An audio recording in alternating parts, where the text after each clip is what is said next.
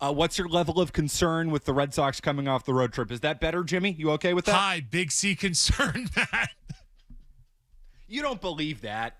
No, I think they're going to be in the American League Championship Series. Okay, so there you go. Positive take from Jimmy Stewart. What's your level of concern, Dondero? I mean, I don't like the word concern. I've had concerns. So I guess the concern I have is the concern that I've had. They don't have enough pitching. I think the behavior at the trade deadline is going to come back to bite them. And obviously, I would have liked for them to win a series against one of these good teams on the road. They've been very good at home, so I know it's not going to sink them. They're in it.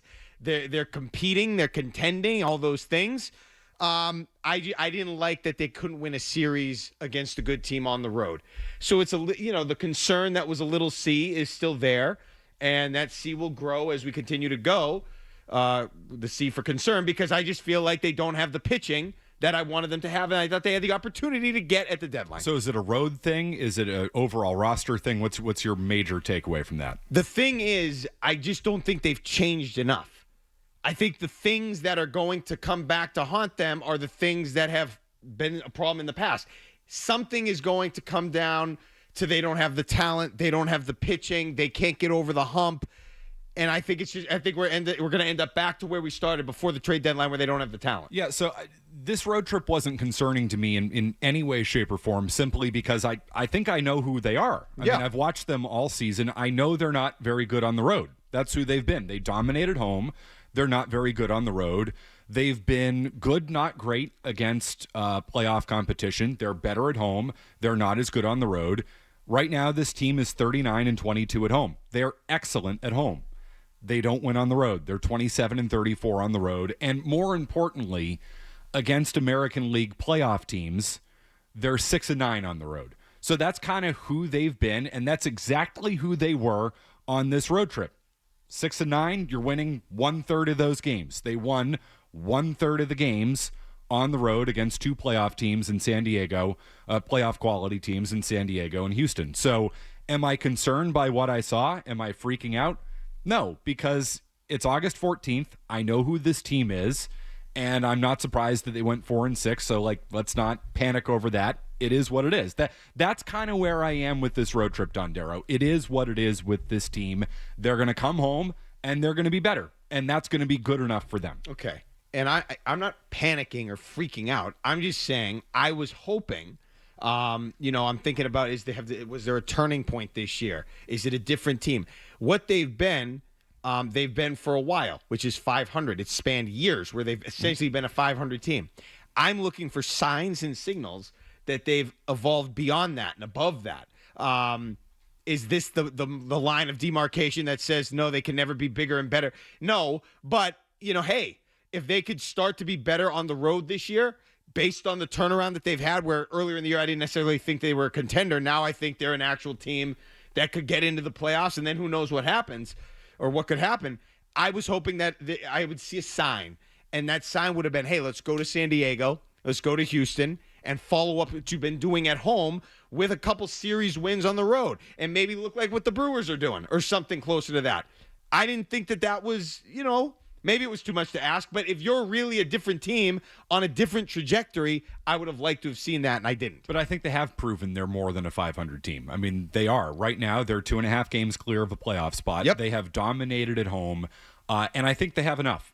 I think they have enough to make the playoffs this year. This is different than it's been in years past. There was nothing I saw on this road trip that makes me think the collapse is coming, because that's what's happened with this team in the second half. In August and September, the last 3 years, they have collapsed. 2022, 2023, 2024, they have collapsed.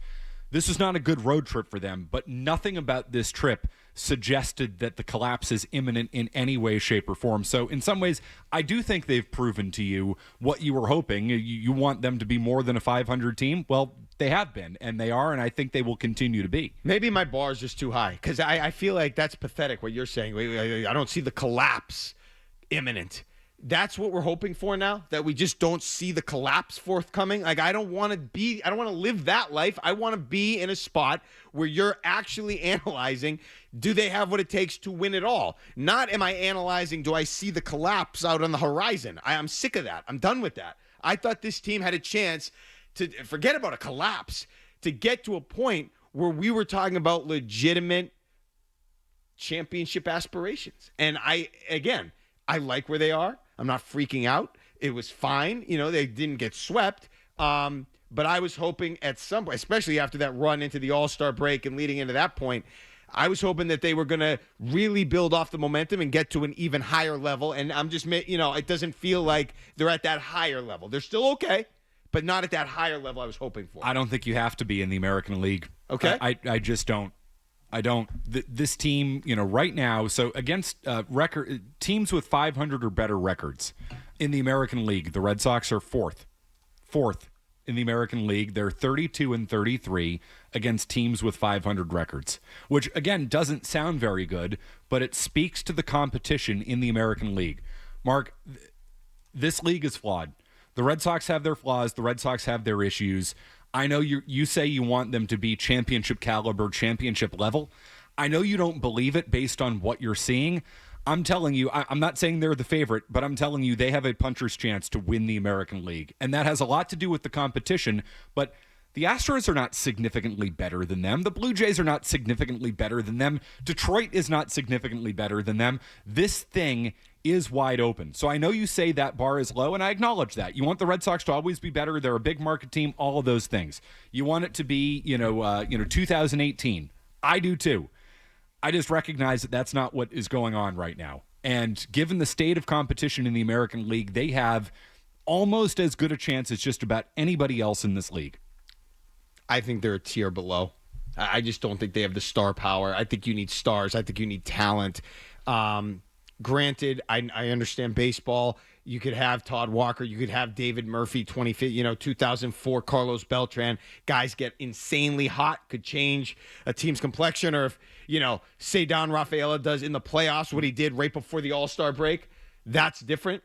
I just don't think. Who's your best hitter? Roman Anthony. A rookie. Yep. You're going to get to the World Series, win the American League with a rookie as your best hitter? In a typical year, no. Yeah. In this year with the competition, I don't rule it out. Jimmy, you think they're going to be in the ALCS?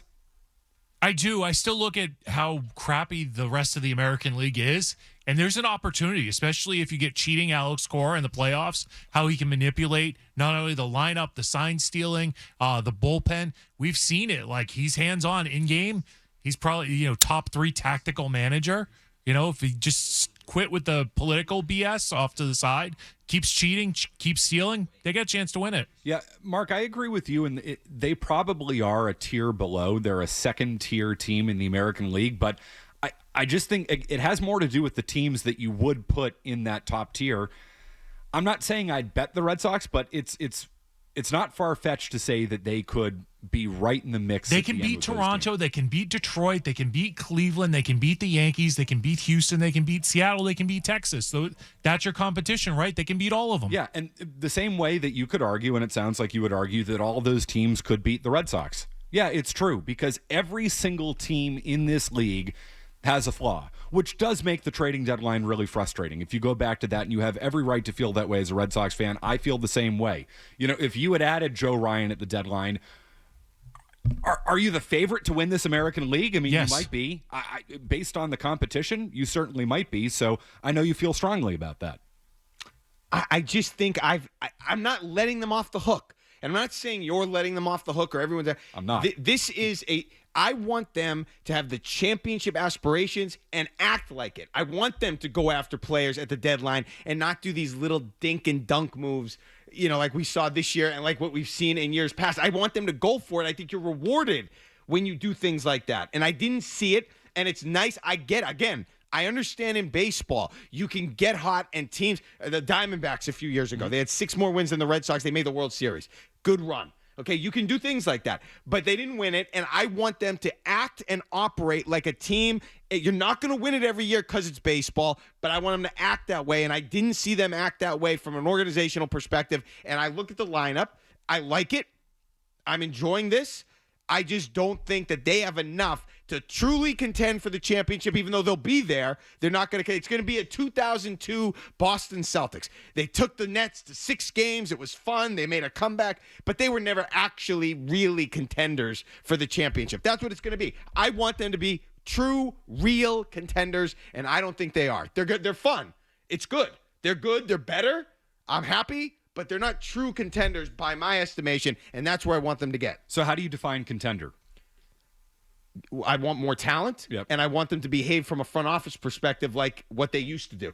Go after talent at the deadline when it's available, especially if it's a weak American League and you're poised to get over the hump with another arm, another bat, or something like that. I don't think they have enough dudes in the lineup. Yeah. Dudes. I think they tried. And that's not good enough. Okay. That's not good enough. But, you're saying that, organizationally, they don't have the attitude. They didn't, do enough. And they didn't. They failed to act.